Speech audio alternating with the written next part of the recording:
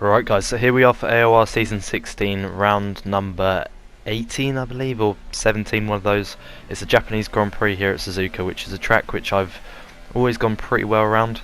In Season 14 I managed to finish second here, and then Season 15 I think it was P5, which wasn't so bad, but around here, for practice for this race I didn't really have too much time because I had exams the week before, but when I did practice my pace was never really good enough to fight for a podium. I thought I was never really too confident in my pace, even though I felt pretty comfortable whilst driving. It just wasn't really good enough if I wanted to fight for a good result. But you can see here currently in P9 in this qualifying session, once again it's pretty much a one-shot qualifying because you have to start on the harder compound for the best possible strategy. So we're on the soft tyres at the moment, and the time which I put in there in P9 is on the medium tyres of a 27.6, but we're going to easily beat that on this tyre, but we should be aiming for around a 26.8 or 9. That was the times I was doing in practice in qualifying when I was practicing the soft tyres. But yeah, let's see if we can get near that sort of time, and hopefully we can be well within the top 10 and try and get a good result around here. But coming into this obviously after a week break, and then also the previous round at Russia, which obviously if you've watched my video you would have seen it didn't go well at all, having a collision on the first lap of the race and being quite unlucky once again. But you can see Michael there's put up a 25.9, but that's on the super soft tyres, so he's starting on the super soft tyres, as are quite a few other people actually, which I was pretty surprised about. I didn't expect many people at all to start on the super soft tyres, but you can see here crossing the line we set a 27.0, which puts us in P5, currently P1 out of the people on the soft tyres, which is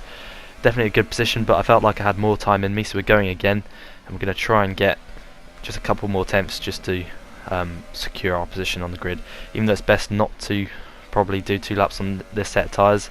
But I thought my 27.0 wouldn't be good enough for well, to stay in P5 anyway and to remain the top of the people on the soft tyres. But you can see currently we're ahead of Lucas, who set his time on the medium tyres in fact. But as I said earlier, it's a track which I've always gone pretty well around. It's definitely one of my favourite tracks on the calendar, along with the likes of USA, Spa, Silverstone, the faster flowing tracks which I seem to always get on pretty well with. Still currently in P5 and still P1 out of the drivers on the soft tyres, which came as a bit of a surprise to me because I didn't feel that 27.0 was actually that good.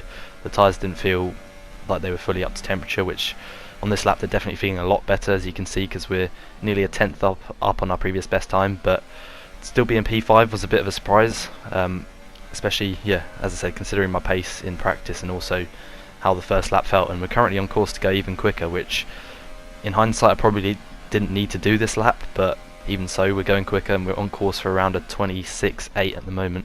So into the final chicane, taking it pretty cautiously. We don't want to cut the corner right now, and getting a good exit out of that corner there, around the last corner with a massive bump in the middle, and across the line we do set a 26.9. We lost a bit of time in the final sector, but we are actually starting P6 on the grid, so second out of the soft tyre runners. Yano managed to beat us into P5, but it's a good position to start the race. So let's see what we can do here for the Japanese Grand Prix. 5 red lights and away we go, and you can see the launch is pretty bad from us, but even worse from Tim Palm in front on the super soft tyres, and we're going to have to go round him. And already Lucas on the medium tyres has got an absolutely incredible start, and he gets in front into P5, which I didn't expect because being on the harder compound you usually get bad starts. But Flying Finn as well has also managed to get in front of us, so we're down into P8 and we've lost quite a few positions here off the start already, and Lucas is understeering on his cold medium tyres, and we're kind of getting a little bit held up here. And you can see Flying Finn in front braked pretty suddenly there, and for the second race running we've had some kind of collision on the first lap of the race. We've lost half our front wing, and that's happened numerous times this season. It's the worst feeling you can have in a league race when you know you're in a pretty good position, your pace is pretty decent, and then you know you've got a long stint ahead of you when you break your wing, and you've got to put up with the lack of downforce for the rest of the stint. And now already on to lap 4, we've lost a huge amount of time to the group in front. We're starting to hold up a massive train already. Big C behind is going for a move around the outside of turn number 1, and we're defending that pretty nicely to stay in P8 for the time being. But yeah, the group in front has got away massively already, and you can just see here through the first sector how much time we're losing and how much understeer we're getting. And you can also see on the mini-map just how big the group is behind that we're holding up. And a lot of them are on the medium tyres as well, which obviously they're going to be quicker towards the end of the race. So already lap 4 it is, and already our race is pretty much ruined and pretty much over in terms of getting a good result, because to put up with this we're going to be pissing around lap 8 or lap 9, so it's still quite a way to go with this kind of wing damage, so yeah, we're going to lose a heap of time to the cars in front, and it's so frustrating when you're in this kind of situation. But Big C manages to go through there on the straight. There's nothing really I could do to defend, and you'll just see again here through sector 1 just the understeer I'm getting. And yeah, my pace in qualifying did surprise me on how much better it was than I thought, and I also felt like my race pace would have been good enough to fight for a good result as well. So it is massively frustrating, but it's just more bad luck this season, and the season's not gone my way, but no one can have good seasons all the time, and it's just something I have to put up with and learn from for the future seasons. Already you can see Williams Alex, who's one of my rivals for P4 this season. Unlike season 14 and 15 where both me and him have been fighting for the championship, this season me and him are fighting for P4 only, so we both had quite a bit of bad luck this season, but we managed to defend from him quite well there. Currently down in P9 and P10 at the moment. He's on the medium tyres, and you can see Aresi there is off to the side, and he's spun, and he was on super soft tyres, so I think he just overheated his super soft tyres, and then he retired, I think, a couple of laps later after that. But you can see Williams Alex goes for the move now round the outside towards 130R. Can he pull it off?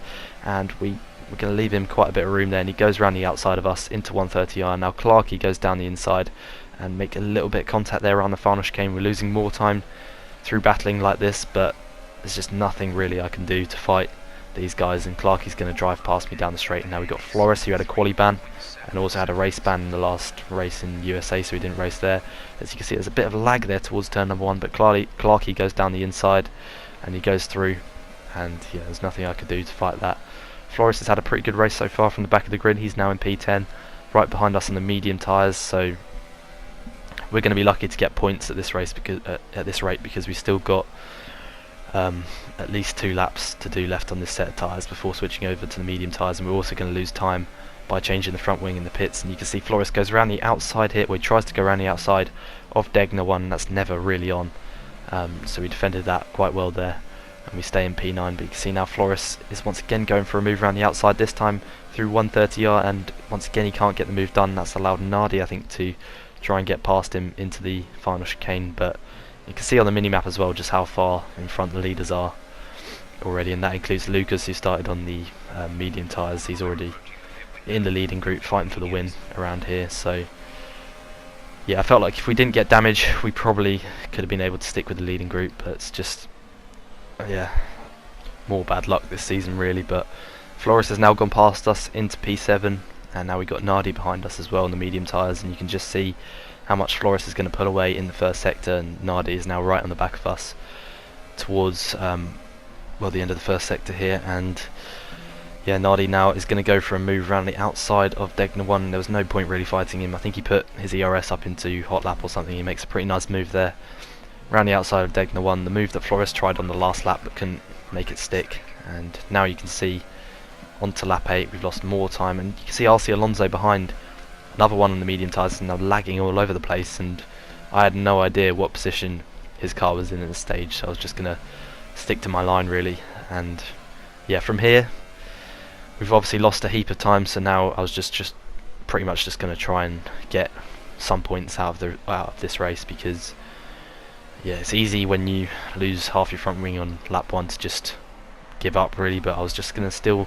try and get a few points, because yeah, really in the remaining part of the season my aim is just to try and get a couple of podiums and maybe a win in maybe one of the next few rounds, because I've got some good tracks coming up for me. But I was going to try and as well aim for P4 in the championship, because that's the best realistic result I can get in this championship this season. So I was going to try and give it my all to get that, and then obviously with this season not going to plan with my bad luck and A levels and everything just taking priority, just going to aim to come back in future seasons and be in contention for the title again in future seasons. So you can see now on lap 14 Curly pitted I think a couple of laps after me. He obviously jumped me because he didn't have to change his wing, and he had about a 3 or 4 second gap on me, which I closed down pretty quickly, and I managed to get through there into P14. Next up we got Big C about 5 seconds in front, so I was going to try and catch him.